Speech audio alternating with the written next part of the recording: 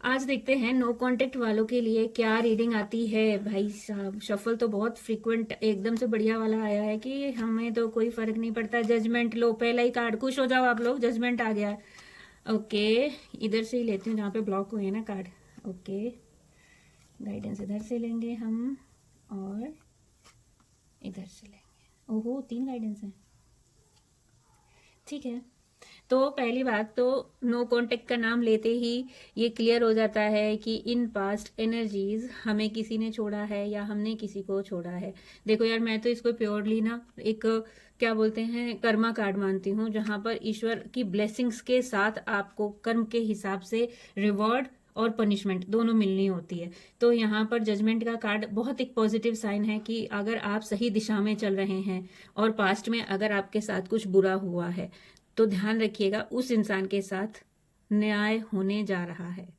और ये एनर्जी अगर मैं कार्ड उठाकर देखूं तो लास्ट 1 ईयर की मुझे दिख रही है। 1 year 3 months, take it what is resonate with you, ठीक है।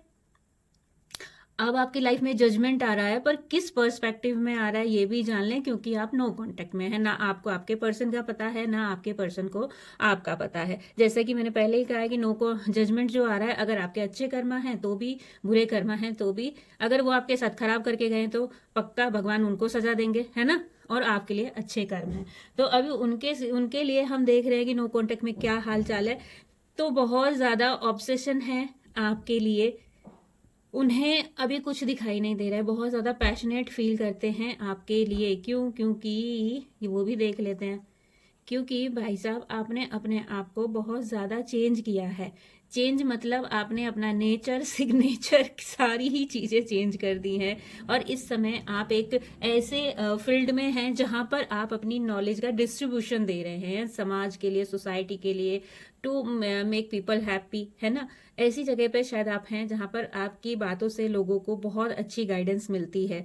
मे बी शायद आप एक टैरो कार्ड रीडर हो, है ना, एक टीचर हो, एक मोटिवेशनल स्पीकर हो, जहां पर लोग आपकी बातों को सुनते हैं, आपकी वाणी को बहुत अच्छे से समझते हैं। और यही चीज है जो आपके पर्सन में नो कांटेक्ट में ऑब्सेशन पैदा कर रही है कि हाउ। देखो, 4 और 5 की एनर्जी है, मतलब कि उनका ऑब्सेशन का ताल्लुक सीधा सीधा आपसे है। और वैसे भी आप इस समय बहुत पावरफुल पोजिशन पे माने जा सकते हैं, क्योंकि इट्स अ मेजर अर्काना, ठीक है। अब गाइडेंस यहाँ पर क्या है कि अगर वो आएंगे बहुत सारे एक्सक्यूजेस लेके आपके साथ में, तो आपको कंफ्यूज नहीं होना है, आपको अपनी बुद्धि से काम लेना है। क्योंकि आपकी लाइफ में इस समय, वैसे तो फ्यूचरिस्टिक ही है ये, बट आप में से बहुत सारे लोग होंगे जो ऑलरेडी इस चीज को फेस कर रहे होंगे।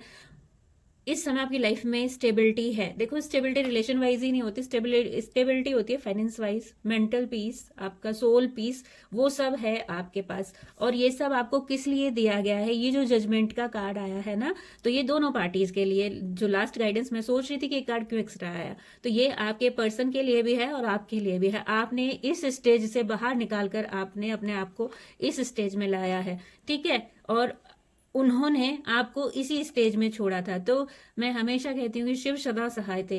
जब भगवान की शरणागति हम हो जाते हैं ना, तो हमें कुछ करने की जरूरत नहीं होती। सारे कर्मों का जो लेखा जोखा ना वहीं लिखा होता है। तो आपको अपने कर्मों के हिसाब से अच्छा समय मिलेगा। 2025 आपके लिए बहुत अच्छा रहेगा। और नो कांटेक्ट में अगर मैं आपके पर्सन के लिए देखूं, तो जो कर्मास बाकी हैं यार, फाइनेंशियली उनको बहुत ज्यादा बैलेंस करना पड़ेगा, बहुत ज्यादा उनको भुगतना पड़ेगा। तो just pray for him if you want कि भगवान उनको सहने की क्षमता दे। तो नो कांटेक्ट में अगर मैं ओवरऑल रीडिंग का सार निकालूं, तो he is not happy, he wanted you back. अभी आपके ऊपर है कि आप जाना चाहें या ना जाना चाहें। Thank you guys.